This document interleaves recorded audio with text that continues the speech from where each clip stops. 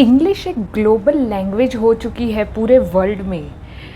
कोई भी इंस्टीट्यूशन में या कोई भी सेक्टर में सक्सीड होना है, so there is one requirement that is compulsory everywhere, that you should know English language.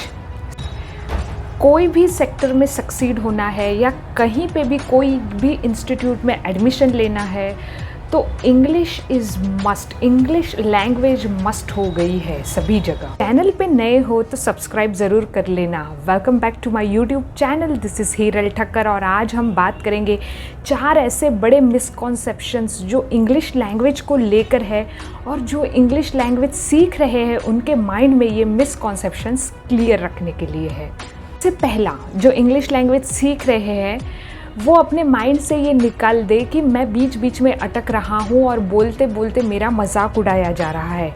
सबसे पहले आप ये सीखें कि ये एक स्किल है। जैसे हम कोई क्रिकेट खेलते हैं या बास्केटबॉल खेलते हैं तो वो स्किल सीखते सीखते हम गिरते हैं। स्विमिंग करते करते हम कभी कभार जो है बहुत ही गलतियाँ करते हैं, तो वो स्विमर हमें ट्रेन करता है। क्रिकेट खेलते खेलते कोच हमें गाइड करता है कि ऐसे नहीं और ऐसे करना है। So same with the English language. You just make the mistakes, you do the practice and you will improve. It's a skill जो कि सीखी जा सकती है। किसी को ये born skill नहीं आती है, Learning English is a new sport. उसी तरह से आप स्किल को डेवलप करें। ये मिसकॉन्सेप्शन जो पहला है आपके माइंड से निकाल दीजिए कि जो आप अटक रहे हो, आपको लोग आप पे हंस रहे हैं, तो गलतियाँ करने से ही आप सीखोगे और गलतियाँ करनी अच्छी है। Yes, it's a symbol of growth. Second is comparison. Don't compare with anybody else, those who are speaking very nice than you. Compare करते करते हम क्या कर रहे हैं हम भूल जाते हैं।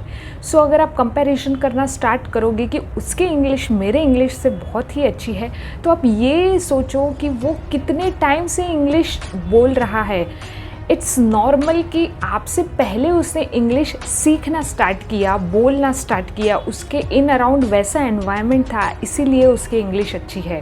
अगर आप भी आपका माहौल जो आसपास का है वैसे ही क्रिएट करोगे, घर पे डेली प्रैक्टिस करोगे, जितनी गलतियां करोगे उतना सीखोगे, ऐसा एनवायरनमेंट क्रिएट करोगे, तो आप भी उनसे बेहतर इंग्लिश बोल सकते हो।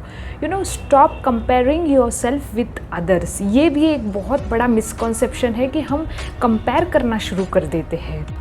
ये इंग्लिश स्पीक करना यानी बात करना इंग्लिश में, ये किसी के पास टैलेंट रहेगा तो वो टैलेंट को हम प्रैक्टिस से बीट कर सकते हैं। Talent can be beaten by practice, daily practice. तीसरा है नो स्पेसिफिक एज बार। इसमें कोई एज बार की ज़रूरत नहीं है। 5 to 50 ईयर्स, 6 to 60 ईयर्स, इसे कोई भी सीख सकता है। जैसे हम लर्न करते हैं तो हमारे जो माइंड में न्यूरॉन्स है वैसे वो बनते जाते हैं, हमारा ब्रेन चेंज होते जाता है जैसे हम उसे ट्रेन करते हैं।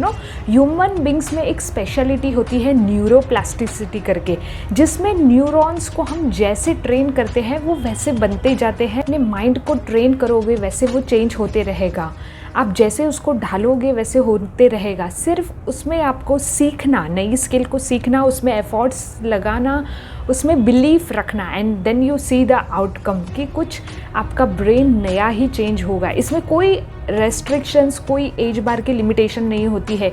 कोई भी एज तक हम सीख सकते हैं, सीखने के लिए कोई उम्र नहीं होती।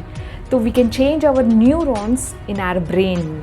Fourth is you can't access this language theoretically. हम सिर्फ रट्टा मारते जाए और अच्छे अच्छे वर्ड्स डिक्शनरी से यूज़ करें या गूगल से उठा ले, तो ये पॉसिबल नहीं है। आप रट्टा कहाँ तक मारोगे, ये आपको जाके प्रैक्टिकली ही करना पड़ेगा। ये बहुत बड़ा मिसकंसेप्शन होता है कि हमें कोई एक बुक मिल जाए हाउ टू इम्प्रूव इंग्लिश, या कोई नोट्स मिल जाए हाउ टू इम्प्रूव इंग्लिश, आप उसे रट्टा मारोगे, वो नोट्स तक ही सीमित रहेगा या वो बुक तक ही सीमित रहेगा उसका नॉलेज।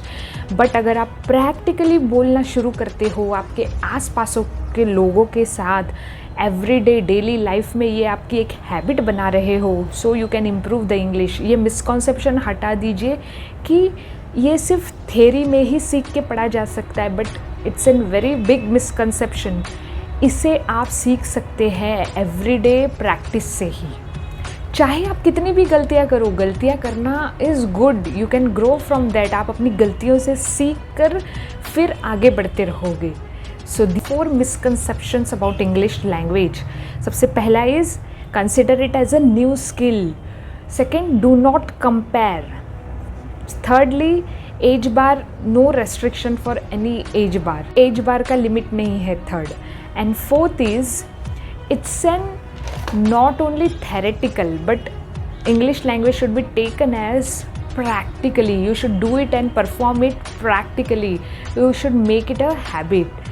So वीडियो अगर थोड़ी भी इंफॉर्मेटिव लगी हो, so like, share, subscribe ज़रूर करना, and thank you for watching the video.